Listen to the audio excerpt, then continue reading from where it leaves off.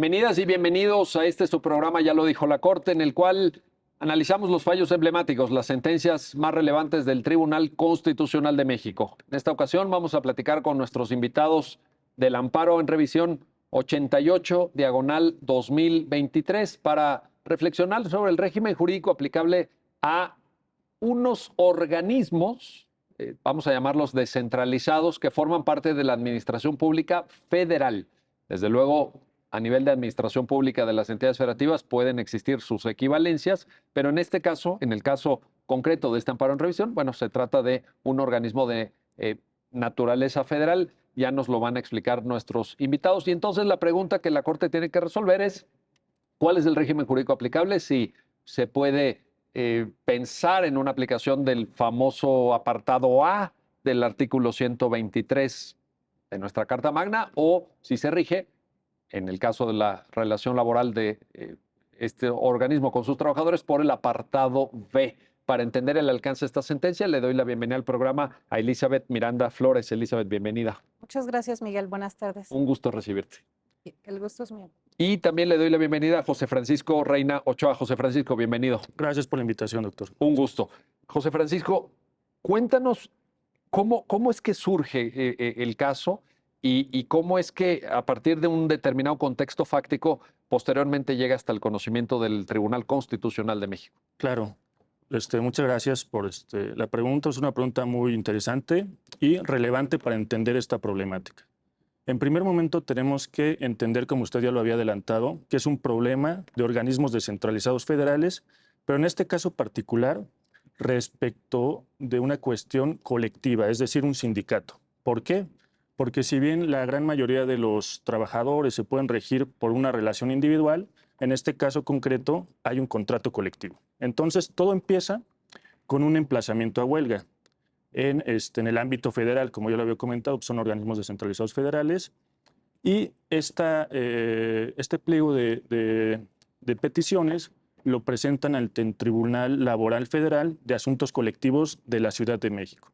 Aquí, pues, este sindicato de este organismo descentralizado, en el caso concreto estamos hablando de CAPUFE, este organismo descentralizado. Ahí en CAPUFE hay un Sindicato Nacional de Trabajadores de este organismo. Que es el organismo que administra las carreteras, ¿verdad? Así es, así es. Es un organismo muy, muy importante que tuvo su origen desde una compañía, digamos, privada, una empresa privada, que después hizo lazos con el gobierno federal y con el presidente Adolfo Ruiz Cortines, a través de un decreto de creación, pues ya se le llamaría propiamente como un organismo descentralizado. En realidad es uno de los organismos descentralizados, yo creo que considero más importantes en aquella época por cuestiones de carreteras y demás, que todo comenzó, digamos, caminos y puentes federales con, digamos, Ciudad de México, Cuernavaca, y de Cuernavaca, digamos, a Iguala, ¿no? Digamos, el primer trazo de una carretera de cuota, porque pues, ahí importaba que estuviera en buenas condiciones y demás, y aquí es donde, digamos, surge este organismo descentralizado. Oye, José Francisco, para las personas que te están viendo, que te están escuchando, pues casi podríamos irle, para ilustrar muy bien esto, es el organismo que administra las casetas. Ahora que decías, ¿verdad? ¿No? Sí. Que vamos y pagamos por una carretera de cuota, ¿verdad? Así es, así es. De eso estamos hablando. Exactamente. Este organismo descentralizado, obviamente, pues hay trabajadores, y en este organismo descentralizado se crea un sindicato, ¿no? Se forma un sindicato como tal. Entonces hay un problema, sí, como en todas empresas, ¿no? Que quieren que se respeten las condiciones de trabajo, etcétera, etcétera. Demandan ante el Tribunal Laboral Federal el emplazamiento a huelga. ¿Qué sucede aquí?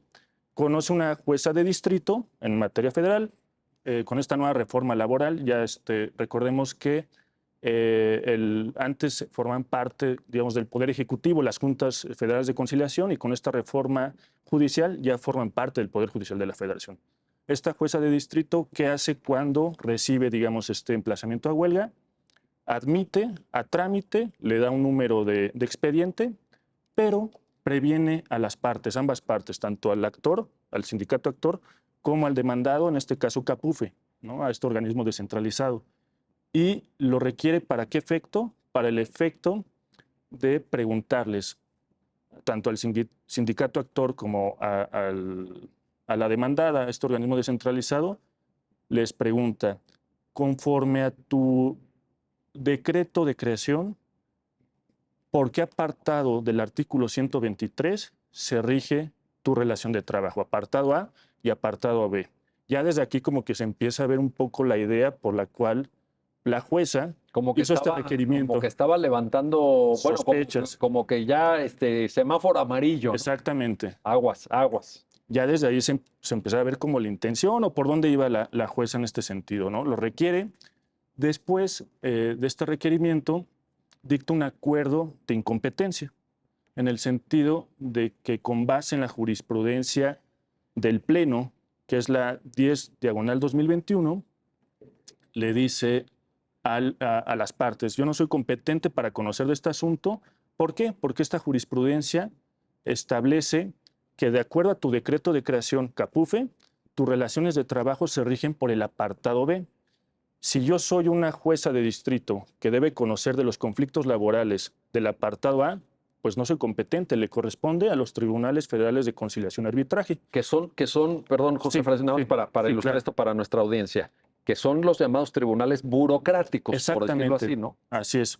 Digo, para ponerlo de manera coloquial, ¿no? Claro, estos tribunales burocráticos que son los que resuelven todas estas controversias que se dan por las relaciones de trabajo que se dan por el apartado B, dijo, bueno, te corresponde a ti, yo soy incompetente.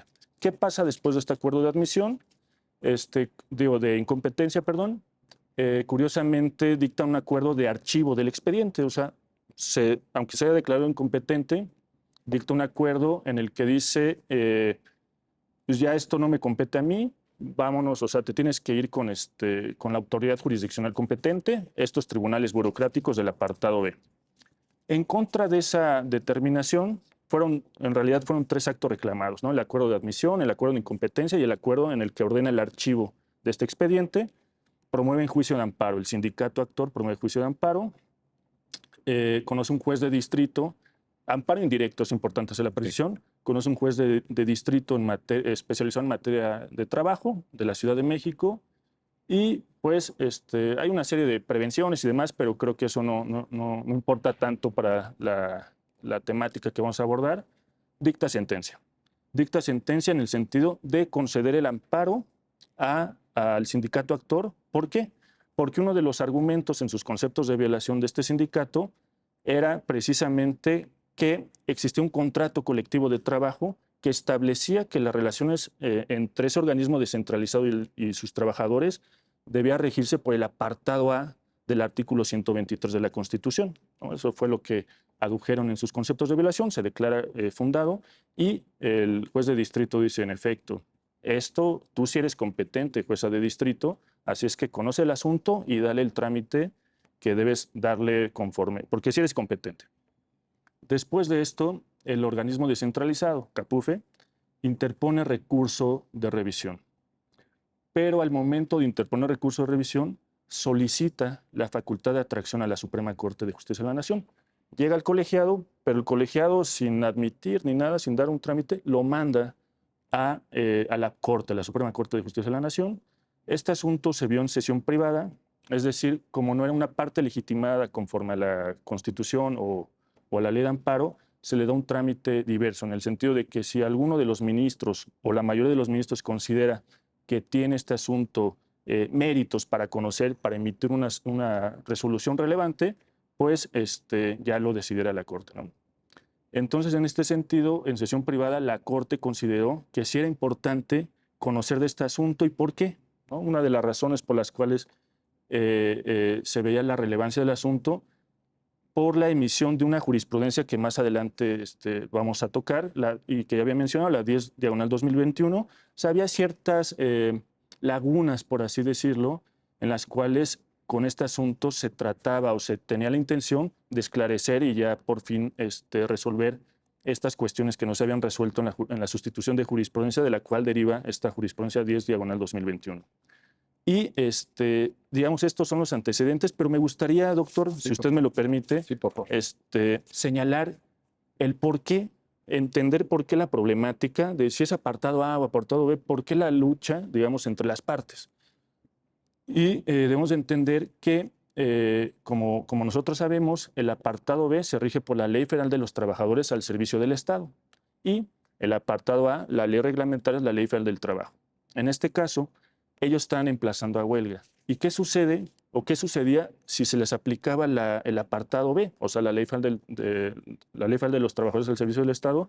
Pues para irse a huelga era un poco más complicado. ¿Por qué? Porque piden las 2/3 partes de la mayoría de los trabajadores. En cambio, la Ley Federal del Trabajo solamente establece como requisito la mayoría de los trabajadores. O sea, esto quisiera hacer un símil un poco como las reformas a la Constitución o una reforma legal, ¿no? La mayoría del Congreso es suficiente y, bueno, es un poco más complicado para irse a huelga y es por eso que, en principio, debe entenderse que las partes obviamente quieren que se les aplique leyes más favorables para ellos. En el caso del patrón, en este caso Capuf, era más favorable para ellos aplicarse el apartado B y en el caso de los trabajadores del sindicato, el apartado A.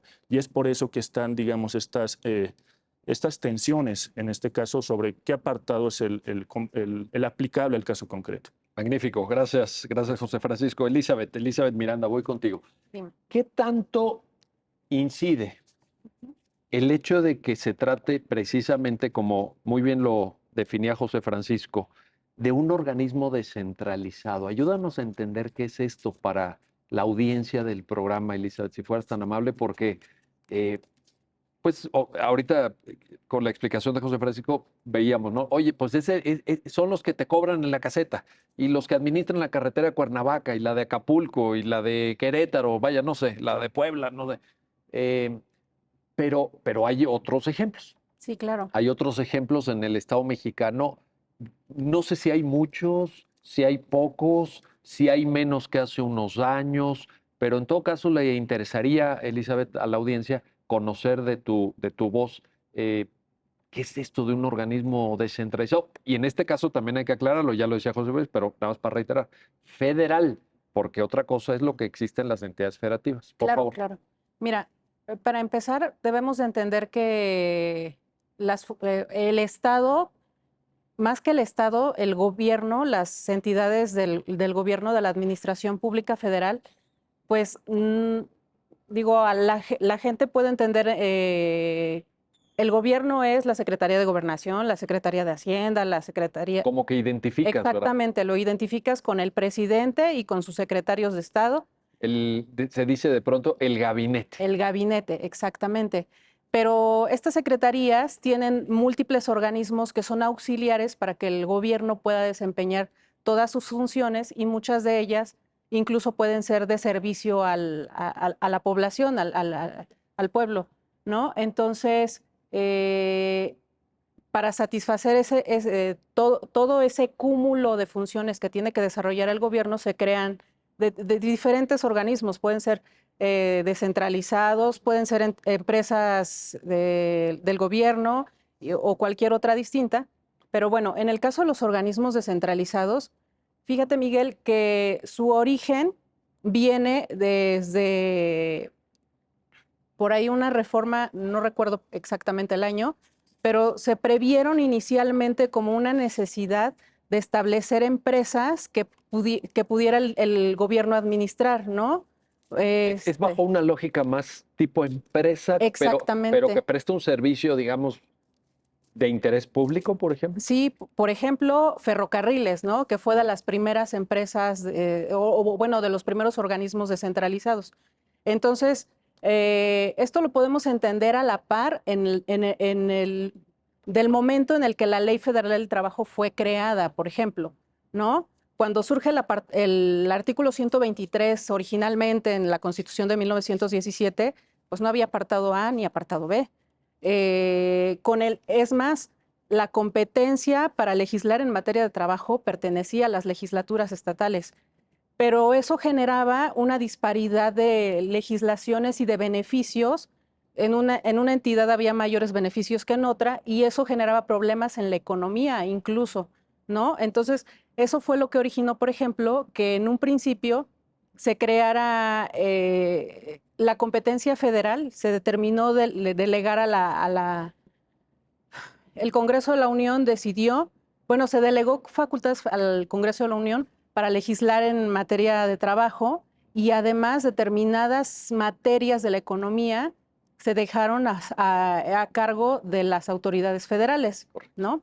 Entonces están ferrocarriles, están empresas que tienen que ver con el petróleo, está telefonía, ciertas infraestructuras que son de interés especial para el gobierno y para la economía.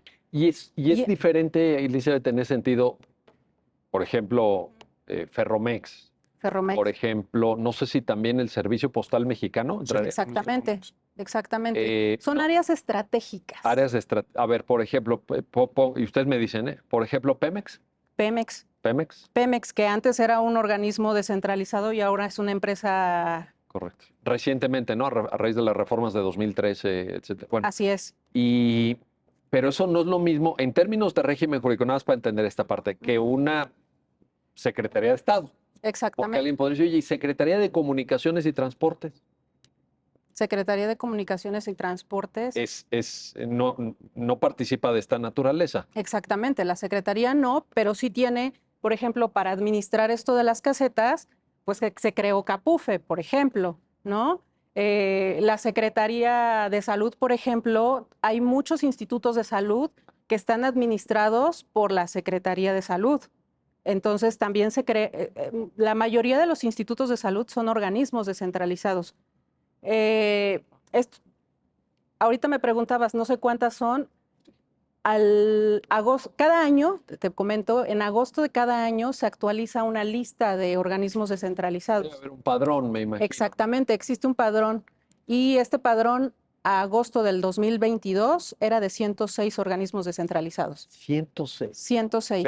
Federales. Son bastantes. Sí, sí, son bastantes. ¿Han ido aumentando o disminuyendo? ¿Tienes ese dato? Hay temporadas que aumentan. Depende de los gobiernos. Depende de los gobiernos, de las necesidades. Y, por ejemplo,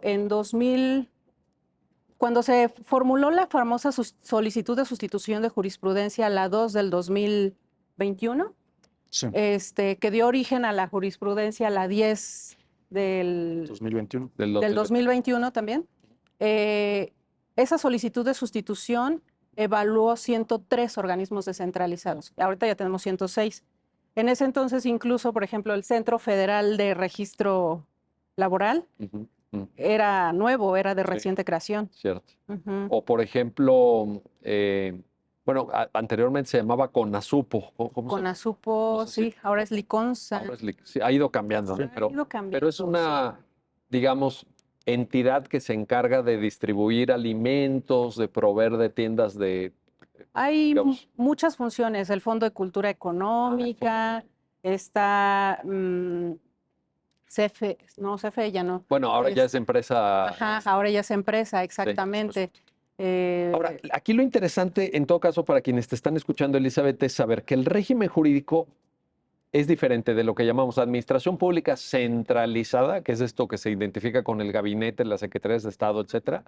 Y otro régimen jurídico puede darse, porque en parte, digamos que esa es la discusión de la sentencia, ahorita lo vamos a contar ya, para este tipo de organismos que tú ahorita describes, ¿cierto? Claro, claro, claro.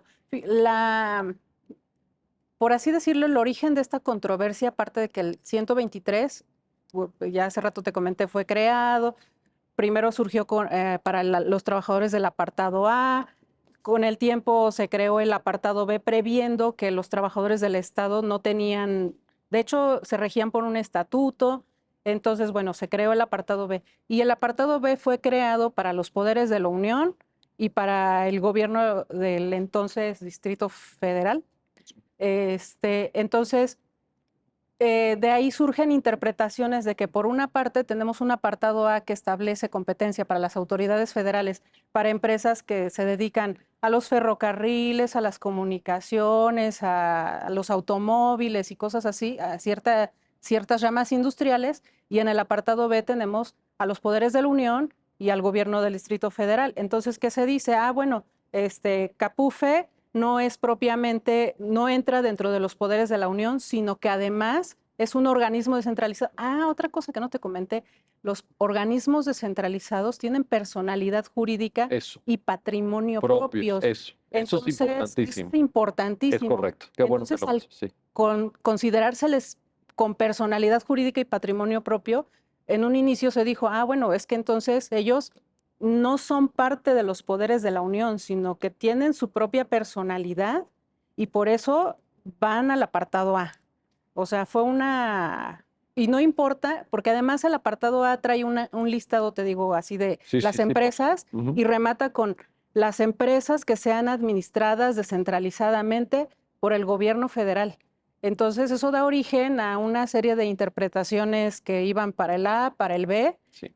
y todo termina en una jurisprudencia, la 1 del 96, que decía, bueno, es que no importa que el apartado A diga empresas descentralizadas por el gobierno federal, sino que si ya se está estableciendo que la autoridad federal es la competente para conocer de las controversias que se refieran a las relaciones de trabajo de los organismos descentralizados, entonces ellos se van para el A. Y jamás se distinguió sobre ninguna otra cuestión, más que sobre eso y que el apartado B se refiere específicamente a los poderes de la Unión. Pues, José Francisco, parece más complicado de lo que de entrada alguien podría suponer, en el sentido de decir, ahorita Elizabeth creo que está añadiendo muchos matices de gran interés, porque alguien podría decir, oye, yo entiendo que todo lo que es iniciativa privada se va por apartado A y todo lo que es Estado en la forma organizativa que ustedes manden y quieran, porque ciertamente hay diversidad. Ya ahorita Elizabeth nos lo explicaba, Sí. se va por el apartado B, pero parece que no Sí. es tan sencillo. Sí, no. Cuéntanos. Sí, Y también cuéntanos por qué se llega a la jurisprudencia 196. sí, la 196 se llega derivado de la impugnación. Esto deriva de un amparo indirecto. Como ustedes saben, el amparo indirecto se pueden reclamar como actos destacados ciertas normas, ¿no? Normas generales, leyes, etcétera, etcétera. Y en este caso se impugnó la inconstitucionalidad del artículo 1 de la Ley Federal de los Trabajadores al Servicio del Estado, así como el artículo 16 del decreto de creación de CEPOMEX, ¿no? de Correos de México. Este organismo descentralizado. Servicio Postal Mexicano. Mexicano. Ahí lo que se analizó, el contenido del artículo 1 de la Ley Federal de los Trabajadores al Servicio del Estado establece que se van a regir, digamos, los trabajadores de los organismos descentralizados federales. Y en este caso se encuentran cierta contradicción con el artículo 123, apartado A, fracción 31 de la Constitución, inciso B, número 1. ¿No? ¿Por qué? Encuentran esta contradicción porque el artículo 123, apartado A, fracción 31, bla, bla, bla, establece o alude a empresas descentralizadas, Incluso la Corte en esta sentencia dice, empresas descentralizadas, es cierto, lo establece de manera textual el artículo 123 constitucional, pero una cosa es diferente los organismos descentralizados. O sea, realmente no podemos entender en automático empresa descentralizada a organismo descentralizado. Eso lo dice claramente la Corte.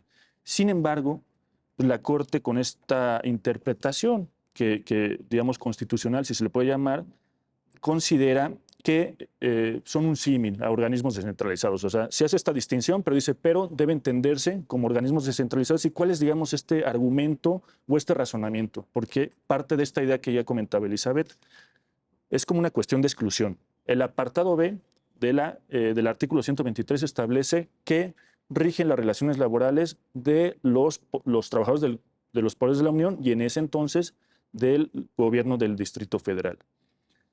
Y hace esta distinción en el sentido, bueno, estos organismos descentralizados no forman parte del Poder Ejecutivo.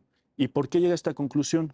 Lo dice así, es un poco cuestionable. Yo creo que es cuestionable. Pero señala lo siguiente, por esta cuestión que decía Elizabeth, ¿no? Que tienen personalidad jurídica propia y patrimonio propio. Pero, bueno, Sí. pero eso, digamos, para llegar al punto de excluir Claro. de la administración pública o de un poder público, Sí, dice, no forman parte del no Poder forman Ejecutivo. parte del...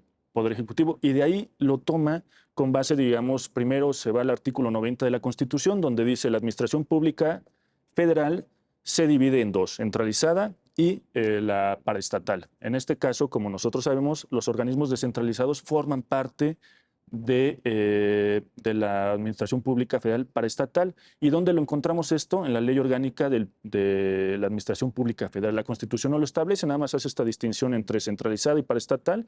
Y en la Ley Orgánica, si nos vamos al artículo 3º, ahí establecen como, digamos, parte de la Administración Pública Paraestatal los organismos descentralizados federales, las empresas de participación estatal, así como los fideicomisos. Y el artículo 45 de esta ley orgánica establece ya lo que decía Elizabeth, las características propias de estos organismos descentralizados, en el sentido de que tienen personalidad jurídica y patrimonio propio. Y con base en esta, digamos, distinción, dice, pues no forman parte del Ejecutivo, entonces no se pueden regir por el B, entonces es en el A. Oye, nada más para añadir todavía un elemento adicional. Yo recuerdo hace años ya alguna discusión que hubo que creo recordar llegó incluso a conocimiento de la Suprema Corte sobre la naturaleza jurídica del Infonavit, porque en algún momento de principios del siglo XXI se le hicieron diversos planteamientos en términos de solicitudes de transparencia al Infonavit, y el Infonavit, estoy hablando del primer minuto casi de todo este debate sobre transparencia y acceso a la información pública gubernamental, etcétera, dijo, no, yo no soy sujeto obligado. ¿Por qué? Porque no formo parte del Estado mexicano, yo no soy parte del Ejecutivo. El Infonavit, y me acuerdo muy bien que en ese entonces, en ese debate, me tocó escribir un artículo periodístico donde yo me preguntaba, oye, y le puse el título así para, digamos, un poco evidenciar la contradicción, de ¿el Infonavit es de Marte? ¿No? ¿Está en Marte o dónde está? Porque si no perteneces al Ejecutivo, ¿a qué perteneces? Entonces, ¿dónde estás? Claro. ¿Estás en la estratosfera? ¿Estás fuera del planeta? Pues es que, porque no vas a pertenecer al Legislativo. Sí, No vas a pertenecer al Judicial, no eres constitucional autónomo. claro. Exacto. Entonces, ¿dónde estás? Sí. Ah, no. Y decían los del jurídico del Infonavit, no, nosotros somos una cosa especialísima, totalmente aparte. No nos van a obligar con las solicitudes de transparencia. Híjole, difícil, ¿no? Pero bueno, ahí está la cuestión. Déjenme hacer una pausa. Regresamos enseguida. Estamos platicando con nuestros invitados del Amparo en Revisión 88/2023 y esta complejidad, ya lo han escuchado de voz de ellos mismos, de nuestros invitados, esta complejidad de la estructura del Estado mexicano que nos lleva a plantearnos, como se lo planteó la Suprema Corte y lo tuvo que dilucidar, si las relaciones laborales de organismos descentralizados de naturaleza federal se rigen por el apartado A o por el apartado B del 123, con todas las consecuencias prácticas que de ello deriva, que no son pocas, como ya también nos lo explicaron. Regresamos enseguida.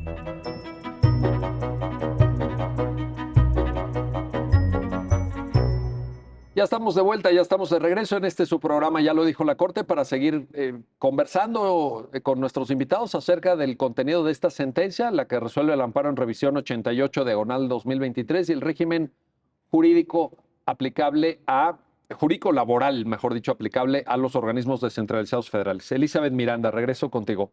Nos platicaba José Francisco, bueno, hay una primera definición, una definición muy importante, la base de lo que nos lleva a este fallo, a esta sentencia, que es la jurisprudencia 1/96, pero en buena medida la beta argumentativa de la sentencia que ahorita estamos analizando se basa en un nuevo criterio, en una sustitución, como técnicamente se llama.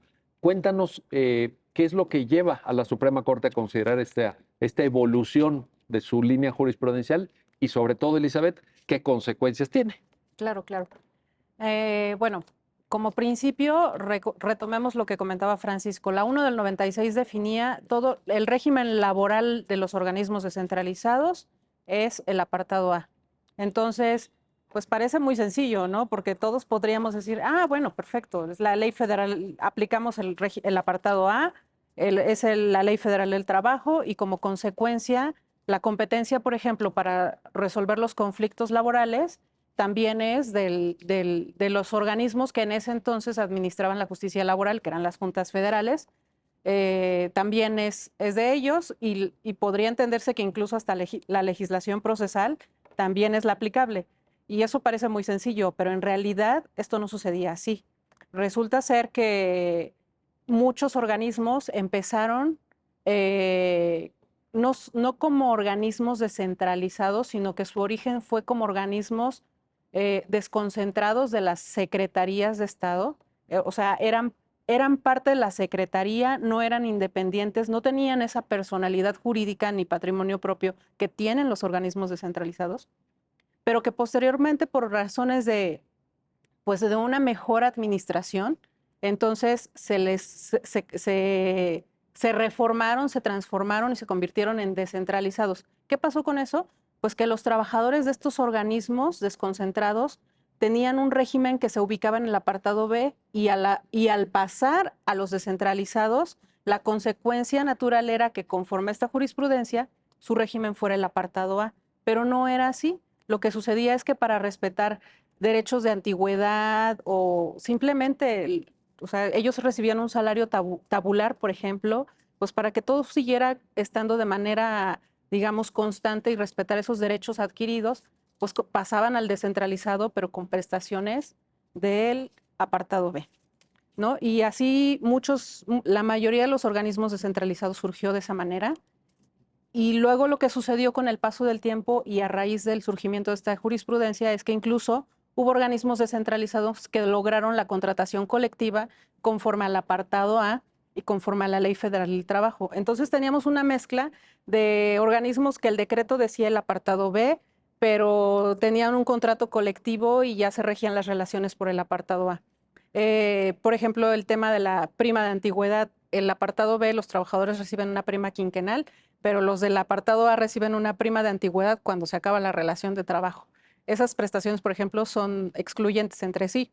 Entonces, ¿qué pasaba? Que llegaban al...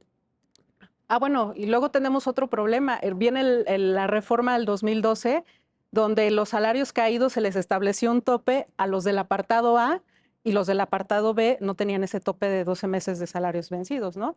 Entonces, ¿qué pasaba? Que cuando se promovían demandas laborales, pues cada quien reclamaban prestaciones o se oponían defensas conforme a lo que más me convenía. Porque a lo mejor yo quería que me pagaran salarios caídos, pero o sea, con los términos en que sin ese tope, ¿no? Y entonces yo quería el apartado B. O había asuntos como los de la huelga, que el asunto que dio origen a este asunto, pues que me conviene más estar en el apartado A porque los requisitos para irme a huelga son menores que los que se prevén en el apartado B.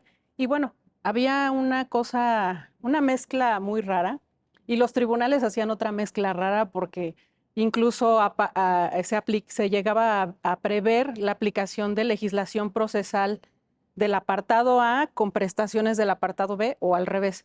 Bueno, Oye, y en este escenario, Elizabeth, en estos términos que lo describes, que ciertamente dan cuenta de una complejidad o de un desorden, sí, también se generaba, me imagino en algunos casos concretos, inseguridad jurídica. exactamente, exactamente.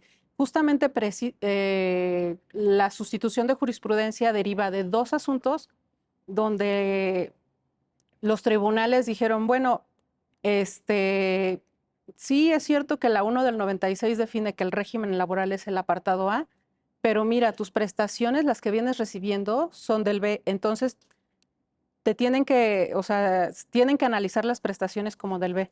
Y llega a la Corte este asunto y ve, pero antes de eso, la Corte ya traía o sea, ya se habían detectado estas irregularidades y ya teníamos un soporte documental por ahí, justo una relación de cuántos organismos descentralizados había.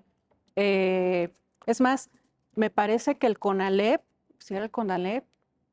Sí, me parece que no, el Colegio de Bachilleres. Colegio Bachiller. El Colegio de Bachilleres tiene condiciones generales de trabajo en algunos lugares y contratos colectivos. Hay incluso esa cosa, imagínate. Entonces, tiene trabajadores que se rigen por el A y tiene otros que se rigen por el B. Eso no es, Exactamente. vaya, no es correcto. No es correcto. No creo que sea ni sano incluso para la propia dependencia, que no debe ser sencillo administrar Exactamente. bajo esa perspectiva que tú ahorita nos planteas. Sí. Y entonces, Entonces, todo este soporte documental que ya habíamos identificado, pues cuando llegan ahora sí que los asuntos idóneos, es como la segunda sala decide solicitar la sustitución de jurisprudencia. El propósito de la sustitución de jurisprudencia es más como dar cierto orden a esta situación y, bueno, replantearnos cuál es el régimen jurídico laboral que debe de aplicar a estos organismos descentralizados, ¿no? Ese es lo más importante.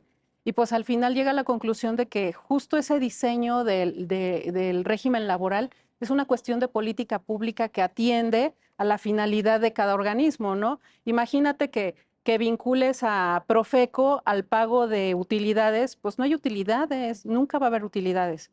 En cambio, el PTU, ¿verdad? exactamente, el Fondo de Cultura Económica, bueno, tiene una actividad, sí es cultural, pero también tiene cierta actividad comercial. Entonces quizá le es más compatible, ¿no? Pero si eres servidor público y tienes asignación presupuestal que viene originalmente de los impuestos, el concepto de utilidades yo creo que Ya no es compatible. yo creo que no. Exactamente. Yo diría que no. Yo también diría que no, pero pues no sé, digo, no sé, porque en el fondo, te digo, o sea, buscando en ese soporte documental, bueno, yo encontré muchas cosas muy raras. ¿Y cuál fue la conclusión? Nada más para precisarlo entonces. Ya en el nuevo criterio que dice. El nuevo criterio dice que es una cuestión de política pública y que precisamente quien crea, porque los organismos descentralizados pueden nacer o por un decreto o por una ley. Entonces, en este caso, lo que se reconoce es que el creador de estos organismos tiene libertad configurativa para decidir el régimen laboral de estos organismos, ¿no? Pero ahí queda fijado. Ahí queda fijado. Entonces ya hay claridad. Entonces, aparente, porque a raíz de esto, pues llega este otro asunto. bueno, ahora, en este otro asunto se presenta, José Francisco Reina, regreso contigo, un tema que es, si se fija este criterio, claro. Y en un momento dado, por ejemplo, Capufe, si no entiendo mal, en su decreto de creación remite al apartado B. Sí. Entonces tenemos el nuevo criterio de la Corte. Entonces dice, bueno, vamos a observar el decreto. Claro. Pero a la vez, de manera concurrente, hay un contrato colectivo de trabajo. Entonces, ¿ahí qué pasa? Porque yo también ahí lo que veo, y seguramente quienes te van a escuchar, José Francisco, tendrán la duda, es incluso en términos hasta de relación normativa. No quiero hablar de jerarquía normativa porque a lo mejor no es necesariamente aplicable, ya tú nos lo vas a decir o no, pero en todo caso, excluyendo el término, en la formulación de la pregunta nada más, tú ahorita con la respuesta tú nos orientarás, pero excluyendo el término jerarquía, lo que sí queda como a debate o a duda es la relación entre normas cuando tienes un criterio jurisprudencial, tienes un decreto de creación del organismo descentralizado, pero tienes un contrato colectivo, que ese contrato colectivo sí te remite al apartado A. Sí. Y que es previo al cambio de jurisprudencia, es del 2003, si mal no recuerdo. Así es. Pues cuéntanos, José Francisco, por favor. Sí, aquí, digamos, estaba aparentemente todo claro con esta jurisprudencia 10-2021. Sin embargo, como en el caso que les comentaba en un principio, con estos antecedentes que les comentaba, pues vemos que el contrato colectivo de trabajo establecía un apartado distinto al previsto en el decreto de creación, ¿no? Apartado B y apartado A. Y ahí la duda es, o sea, ¿cuál le hacemos caso? Básicamente esa sería la pregunta, ¿cuál es el aplicable? O le hacemos caso a la jurisprudencia 10-2021 o bien al decreto, al contrato colectivo de trabajo que establece un régimen distinto al decreto de creación. Y yo tuve la fortuna que me tocara este asunto y para llegar a esa conclusión me fui a esta solicitud de sustitución de jurisprudencia que dio origen a la jurisprudencia 10/2021. Y ahí hay un párrafo muy importante y creo que tiene congruencia con todo esto y con la cuestión de dar seguridad jurídica, lo que ahorita hablábamos, ¿no? Yo creo que esa es la finalidad, al menos de un tribunal constitucional o de cualquier tribunal jurisdiccional, dar seguridad jurídica a las partes. Y aquí en el párrafo 57 de esta sentencia establece que la emisión o la vigencia de esta jurisprudencia 10/2021 no va a modificar situaciones de hecho por esta cuestión de no generar inseguridad jurídica ni lesionar derechos de negociación o derechos colectivos, ya sea que se hayan dado de manera individual, ¿no? Una relación individual o una relación colectiva, como en este caso de los contratos colectivos a través de un sindicato y demás. Con base, digamos, en este párrafo 57, que la finalidad es que la emisión de esta jurisprudencia 10/2021 no desconozca quizá prestaciones que ya se habían ganado, ¿no? En el caso de contratos colectivos o incluso relaciones individuales. Si ya le habían dicho a un trabajador, pues tú vas a tener estas prestaciones, que el día de mañana le dijeran, oye, ¿sabes qué? Sí, tu decreto de creación dice B, pero a la mera hora, y tú tenías el A, pues es el B, ¿no? Y tal vez ahí generaba cierta inseguridad.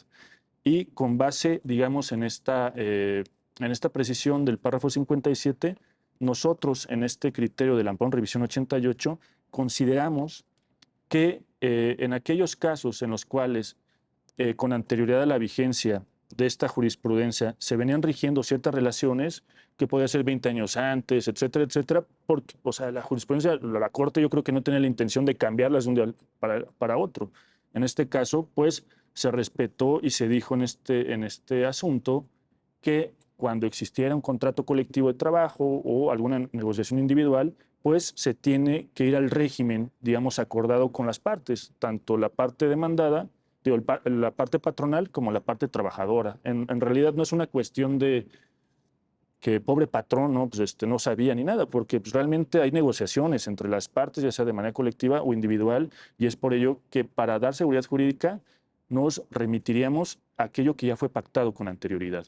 Y usted comentaba algo muy importante, doctor, sobre la cuestión de jerarquías. Sí.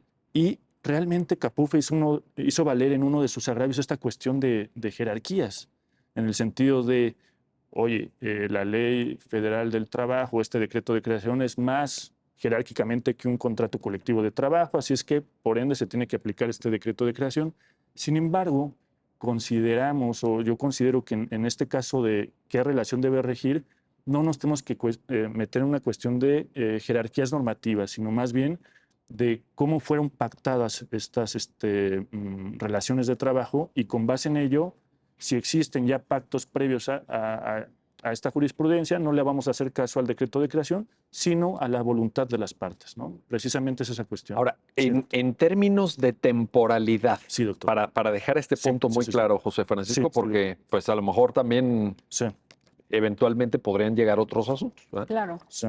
La nueva jurisprudencia se aplica de ahora en adelante Sí, sí. para remitir efectivamente al decreto de creación o a la ley, porque decía Elizabeth, Sí. a ver, un descentralizado se puede crear por ley o por decreto. Así es. Entonces nos vamos a remitir a lo que ahí se determine. Sí, Y lo que sí es que hace el corte temporal, bueno, si hubiera algo hacia atrás, sí, como en este caso de Capuffe, sí. se respeta. Pero de ahí en adelante Sí. nos vamos al decreto o a la ley. Así es, doctor. ¿Es esto correcto? Así es, doctor. Y esta jurisprudencia se emitió en el año 2021, bueno, en el mismo número de la jurisprudencia CB, y en la parte, bueno, para aquellos que no estén familiarizados con el semanario, con las jurisprudencias, les comento que en la parte de abajo, a través del Acuerdo 1/2021, me parece, un acuerdo general de la Corte, establece la obligatoriedad de los criterios. Y en este caso, si no mal recuerdo, el criterio es obligatorio después o a partir del 31 de enero del 2021. Y este caso se dio en febrero, o sea, realmente fue ad hoc para tratar, digamos, de solucionar estas posibles lagunas o posibles problemas jurídicos que se pudieran dar en los tribunales. Importantísimo. Sí.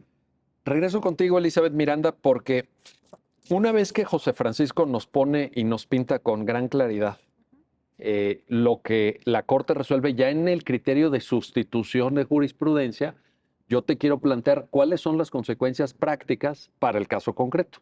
Ya teniendo este cuadro así, ahora, ¿qué sucede con el caso concreto? Capuffe, su sindicato, ¿cómo se lleva a la práctica, digamos, toda esta argumentación que José Francisco nos acaba de compartir y relatar? Bueno, por un lado, esas relaciones de trabajo existentes, los efectos prácticos son un lado son las prestaciones. Tenemos por un lado las prestaciones, ¿no? Las prestaciones de alguna manera ya están pactadas en el contrato colectivo de trabajo y además, al reconocerse que se rigen por el apartado A, los mínimos son los de la Ley Federal del Trabajo, ampliadas en el contrato colectivo de trabajo, desde luego. Eso es por un lado.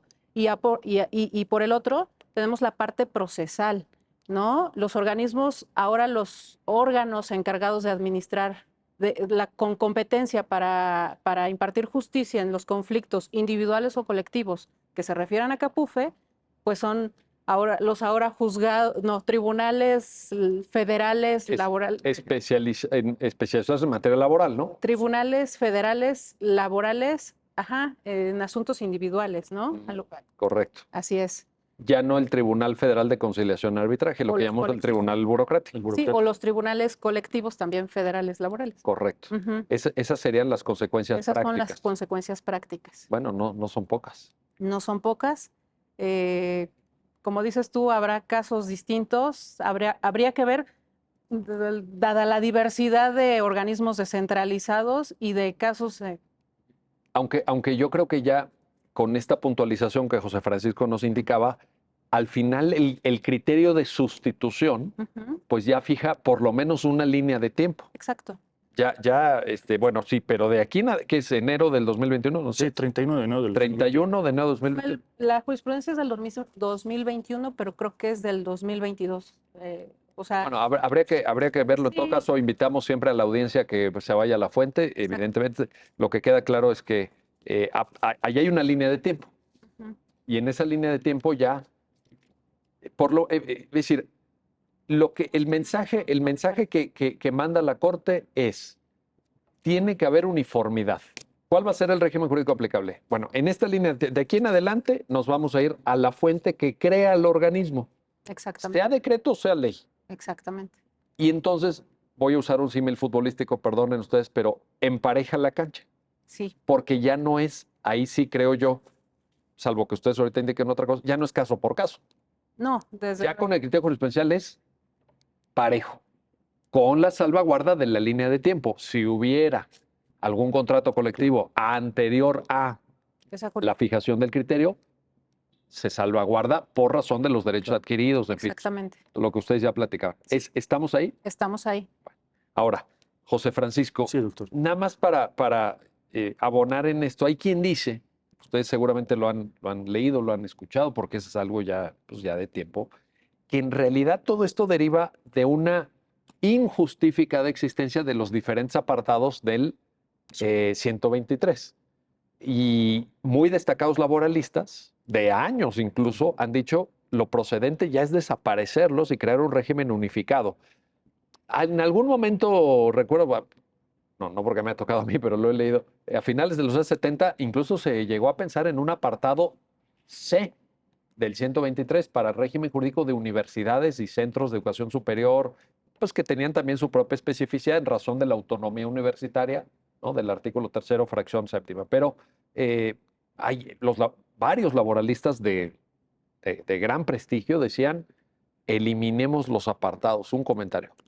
Claro, pues podría ser una vía, digamos, para dar seguridad jurídica, ¿no? Ya decir, solamente todos los trabajadores en general, ya no vamos a distinguir si trabajan en una empresa, si trabajan en el gobierno, pues se rigen por un apartado. Pero yo retomaría, digamos, un poco haciendo alusión a la jurisprudencia 10/2021, pues ya es una cuestión de decisión política, sí, en el cual pues ya el creador, el constituyente, digamos en este caso, o el poder reformador de la Constitución, se establezca, digamos, el apartado B, ¿no? Puede ser una solución, pero yo preguntaría ¿a qué queremos llegar? ¿No? Si queremos llegar a la seguridad jurídica, yo creo que lo más viable, pero posiblemente exista alguna justificación para distinguir No, ciertamente en el apartado B, por ejemplo, está pues esa famosa fracción 13ª, claro, que establece un régimen específico para ministerios públicos, peritos, policías, que remite a una legislación específica, en el caso Fuerzas Armadas. Claro. Y evidentemente yo creo que la mayoría, yo por lo menos no desearíamos ver en el desempeño de nuestras Fuerzas Armadas, pues huelga. Se pone en huelga el ejército, pues el ejército no se puede poner en huelga. Sí. Sindicatos. Claro. En la Marina, en el ejército, pues a lo mejor no, ¿verdad? Contratación colectiva. O sea, sí tiene que haber un régimen jurídico especial y eso el apartado B te lo da. Claro. Te lo da. Pero a lo mejor es momento de pensar que eso es de carácter excepcional y que podrá haber reglas especiales y que en general nos vayamos a un único apartado, porque también ahí tenemos el tema, sé que no es parte de esta sentencia, pero lo pongo a consideración de la mesa, de la seguridad social. Claro. Y entonces apartado A es IMSS, en términos generales, y apartado B existe. O en el caso de las Fuerzas Armadas, también tiene un el régimen ISFAM, especial. el ISFAM, es correcto, es correcto. ¿Qué nos espera, Elizabeth? Estamos terminando el programa, nos queda un minuto. ¿Qué vislumbras hacia adelante? ¿Van a seguir estos conflictos? La jurisprudencia 1021 nos fija ya el criterio, ya no hay por qué dudar de cuál sería el órgano jurisdiccional competente o ves que todavía nos falta? Yo creo que por lo menos ya este criterio nos fija, como tú decías, un panorama más general en el que se empareja la cancha. Ya parecería que quedó claro. Creo que por ahí todavía hay a quienes les quedan dudas. Yo le decía a Francisco hace un rato que yo veo una burbuja, por ejemplo, en los asuntos que iniciaron antes de la sustitución de jurisprudencia. Fíjate. Ajá, ahí tenemos una burbuja. ¿Tú crees que Pues es que, o sea, sí son varios asuntos? pues la verdad no tengo idea de cuántos sean, pero sí yo veo que por ahí tenemos yo digo que es como una burbuja porque tenemos otra doctrina sobre la retroactividad de la jurisprudencia, por Sí, que ejemplo. ese también es un tema. Exactamente. Entonces, no sé si algún día, por ejemplo, si acaso habrá algún asunto que tenga que ver con este tema, no le veo más que ese, en realidad. Sí, aquí lo traía yo anotado incluso aquí en la tarjeta que traigo, pero ya no se los quise plantear porque entiendo que la Corte no quiso dar efectos retroactivos, sino salvaguardar condiciones anteriores. Por eso yo decía, la línea de tiempo está claramente establecida. Entonces no es, pero eventualmente lo puede ser. Sí, pero bueno, la burbuja que yo planteo es que, o sea, por un lado tenemos las relaciones laborales que de hecho iniciaron antes de la sustitución de jurisprudencia. Sí. Me queda claro que a esas les podemos aplicar la sustitución si un conflicto empieza el día de hoy. Ahí no hay duda, ¿no? Exactamente. Ahí no hay duda. No hay duda. Sí. Pero había muchos conflictos laborales que seguramente iniciaron antes de la sustitución de jurisprudencia. Entonces ahí habría quizá que evaluar si es seguridad jurídica conforme al tema de retroactividad de la jurisprudencia o seguridad jurídica atendiendo al criterio de la jurisprudencia de la 10 del 2021, ¿no? Son dos escenarios. Exactamente. Pues eso nos da hasta para otro programa. Muchísimas gracias, José Francisco Reina Ochoa, Elizabeth Miranda Flores. Gracias a ambos por ayudarnos a entender esta sentencia y gracias a usted que hace posible su programa Ya lo dijo la Corte, en el cual se analizan los fallos emblemáticos, las sentencias más relevantes del Tribunal Constitucional de México. Hasta pronto.